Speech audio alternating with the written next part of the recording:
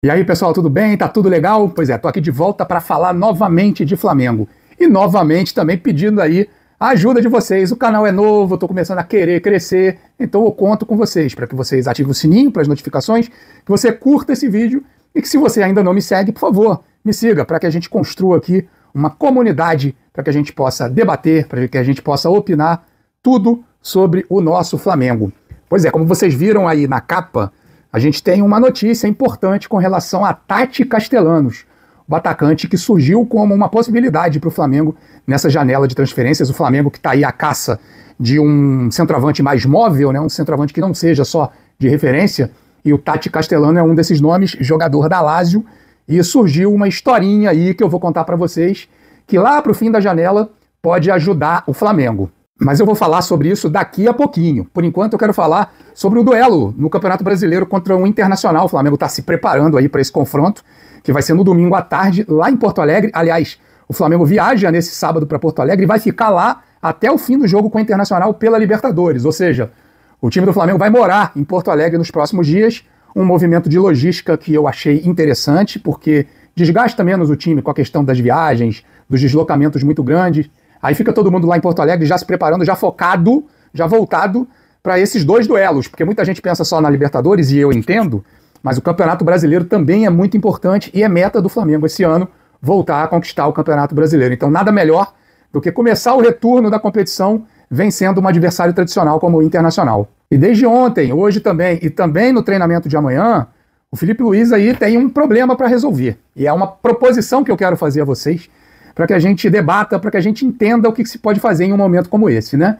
A diretoria do Flamengo em todo momento disse que o Campeonato Brasileiro é prioridade. Bom, se esse discurso corresponder à verdade, o Flamengo tem que ir com a sua força máxima. Mas aí como é que fica a Libertadores, né? O Flamengo precisa classificar. O Flamengo não tem um elenco muito grande. Além disso, o Flamengo tem jogadores lesionados em posições chave dentro do elenco. Como é que faz? E aí eu quero propor esse debate com vocês a partir de um recorte que para mim faz muito sentido. Por favor, vocês fiquem à vontade aí para comentar.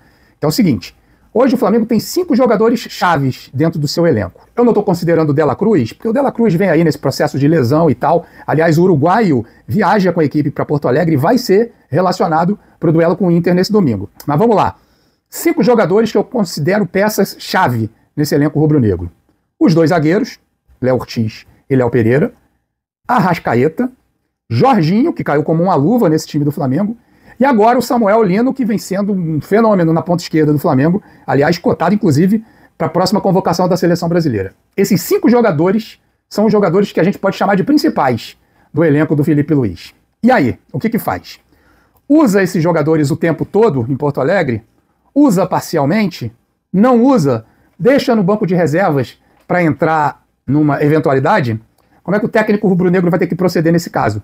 Porque assim, pra gente que tem a cultura do mata-mata, a cultura da Libertadores, e o Campeonato Internacional é sem dúvida um marco muito importante para a vida institucional de qualquer clube, esses jogadores têm que estar em campo na próxima quarta-feira. Inclusive o Arrascaeta, que não pôde jogar a primeira partida do duelo das oitavas porque ele estava suspenso. Então ele agora volta, e aí, como é que faz? Esses jogadores têm que ser aproveitados de alguma forma na quarta-feira, no time titular. E aí, como é que faz para o Campeonato Brasileiro? O que você acha? Eu tenho uma impressão, tá? De que o Flamengo ele não vai necessariamente com a sua força máxima, mas ele vai colocar em campo aqueles que tiverem melhores condições físicas. E aí, mesmo que Arrascaeta, os 2 Léos, Samuel Lino e Jorginho, se enquadrem nessa posição, ele vai colocar em campo. E aí a gente abre as portas para o risco, né? A gente abre as portas para o imponderável. Uma lesão, algum problema físico, como é que faz para quarta-feira? E ainda tem uma coisa, eu escrevi até lá no meu Twitter, na minha conta do Twitter, o duelo da quarta-feira começa no domingo. Embora eu tenha praticamente a certeza de que o Internacional vai com seu time reserva, os jogadores titulares do Flamengo que estiverem em campo vão estar sujeitos aí a um embate físico com os jogadores do Inter que não vão aliviar. Eles não vão aliviar. E isso não é necessariamente uma crítica. É um campeonato, 3 pontos estão em disputa e não tem que aliviar mesmo. Ou você acha que o jogador reserva do Internacional vai aliviar o pé na hora de entrar numa dividida com a Arrascaeta, por exemplo? Não vai não. O cara vai para dentro. E aí, como é que faz? Vale a pena correr esse risco? Ou pode ser um risco só calculado, por exemplo, utilizando esses jogadores no segundo tempo, se houver necessidade? Bom, essa é a pulga atrás da orelha do Felipe Luiz até horas antes do início do jogo no domingo. Pessoal, antes de prosseguir aqui com as informações de Flamengo, eu queria fazer aqui uma propaganda do bem, assim, devolvendo uma gentileza do companheiro Urubu Verso, que foi, extremamente legal comigo, e eu estou devolvendo essa gentileza aqui para ele, que tem um perfil no Twitter, o Use_Urubu Verso. Use_Urubu Verso. Estou colocando na tela aí algumas das camisas que ele vende na internet. Camisas bem legais, camisas conceituais, todas em homenagem ao Flamengo, todas relacionadas ao Flamengo. Ele vende até 6 vezes sem juros e entrega no Brasil todo. Eu mesmo vou escolher uma para comprar para mim, porque realmente achei essas camisas bem legais. Tem muita gente que prefere as camisas assim, né, do que as camisas efetivamente do time de futebol, né? São camisas de algodão, são camisas com ideias legais, e o Urubu Verso caprichou, hein? Tô colocando aí na tela o perfil dele no Twitter para que vocês possam procurá-lo, bater um papo com ele, quem sabe comprar uma ou algumas camisas para ajudar o rapaz, né? Toda ajuda é bem-vinda em horas como essa. Agora sim, vamos falar de Tati Castellanos, o jogador que surgiu para o Flamengo como possível contratação. A coisa se arrastou, porque o Lazio pediu muito dinheiro, pediu 30 milhões de dólares, e realmente não existe hoje uma negociação. O Flamengo sondou, recebeu a informação de que o valor seria esse, e aí recuou, mas está de olho. Os dias de janela estão passando. Lembrando, a janela vai até o dia 2 de setembro. A favor do Flamengo, inicialmente, e isso permanece até agora, a situação financeira da Lazio, porque lá na Itália existe o fair play financeiro, então os clubes precisam equilibrar as suas finanças, e um dos movimentos feitos nesse sentido é exatamente a venda de jogadores.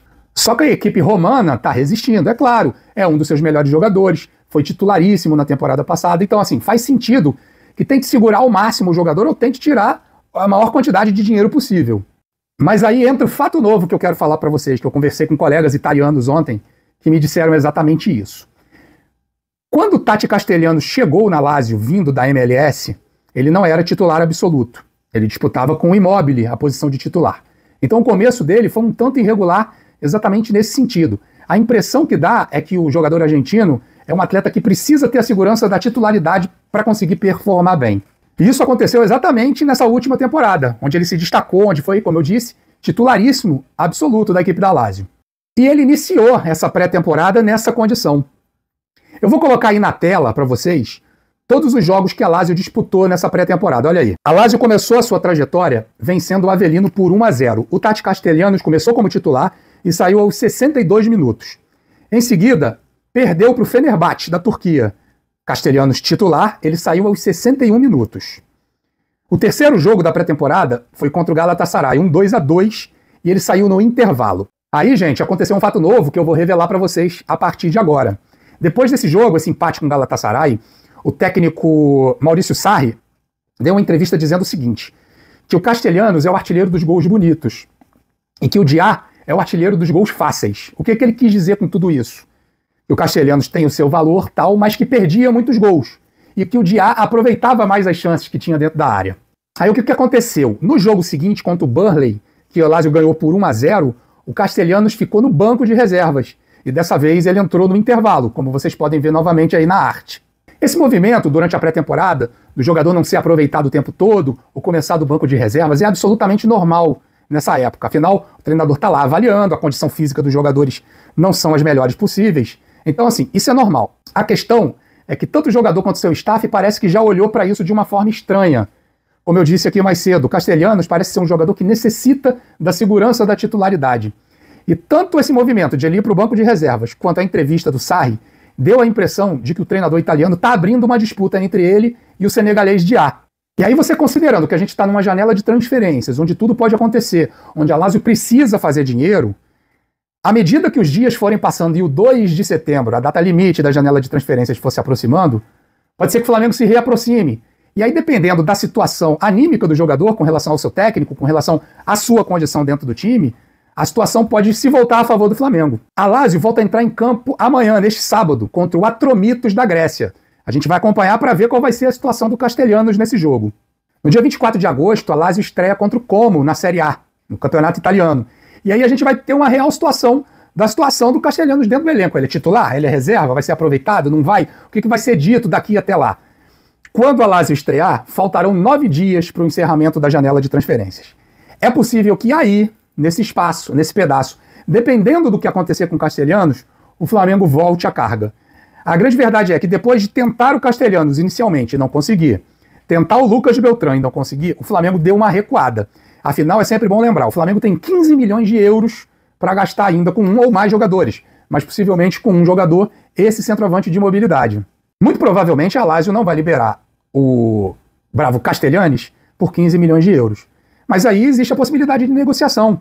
O Flamengo pode parcelar esse valor, o Flamengo pode adiantar verbas de 2026 para pagar o jogador, caso a Lazio exija à vista, algo que eu acho muito difícil, porque não é uma praxe nas negociações europeias, ou o Flamengo pode conseguir um empréstimo com opção de compra ou com obrigatoriedade de compra para que esse valor já entre no balanço da próxima temporada. Enfim, aí são arquiteturas de negócios aí que o Flamengo sabe muito bem construir e passou a saber fazer isso muito bem desde que entrou para valer no mercado europeu na busca por jogadores. Agora é a gente esperar para ver se essa situação do Castellanos dentro do elenco da Lazio, ou seja, a hierarquia dele dentro do elenco, que terminou a última temporada numa situação lá em cima, agora já não está tanto. E aí a gente vai ter que esperar para ver qual é essa situação do jogador, para saber se a gente pode ou não contar com ele na próxima temporada aí numa possível negociação do Flamengo com a Lazio. Pessoal, antes de eu acabar aqui, antes de eu ir embora, só mais uma notícia, né? Eu tô gravando esse vídeo nessa sexta-feira, agora pela manhã. E ontem, no vídeo de ontem, eu disse que o Flamengo estava em negociações pelo seu novo patrocinador master, que vai ser novamente uma casa de apostas. Ok, o que acontece? Ontem, a história era de que a Superbet surgia como grande favorita, né? Só que hoje, uma nova favorita apareceu, que é a Betano. A Betano, que também é a patrocinadora do Campeonato Brasileiro e também da Copa do Brasil, surgiu forte. Eu ainda não tenho os valores que foram oferecidos. Num primeiro momento, a informação era de que a Superbet tinha oferecido um valor que superava o valor anterior da Pixbet, oferecendo 200 milhões por ano, ou 400 milhões a cada 2 anos, que é um valor altíssimo, um valor muito maior do que o Flamengo já recebia antes, e um valor que praticamente compensa a verba que o Flamengo perdeu na última negociação do direito de TV. Então essa proposta da Betano pode ser ainda maior. A grande verdade é que desde que houve a regulação das casas de aposta no Brasil, a Pixbet, que é uma empresa menor desse ramo, entrou em dificuldade financeira, as outras começaram a ficar de olho muito grande no Flamengo. E a grande verdade é que agora esse processo está se afunilando. Então, assim, vai ser um pega para capar entre essas empresas de casa de aposta que vão lutar até o último momento para ficar com essa camisa do Flamengo. E aí quem vai se beneficiar com isso é o clube, que muito, mas muito provavelmente vai ter disparadamente o melhor contrato de patrocínio master de toda a história do futebol brasileiro. É isso, pessoal. Obrigado por tudo. Mais um vídeo gravado, mais um vídeo na conta. Repito, conto com vocês, hein? Preciso do seu like nesse vídeo, preciso que você ative o sininho para acompanhar as notificações. E se você não segue, pô, quebra esse galho aí, me segue aí no canal para que a gente possa ter grandes papos aqui sobre o querido e maravilhoso Clube de Regatas do Flamengo. Tá bom, gente? Um grande abraço, tchau, tchau.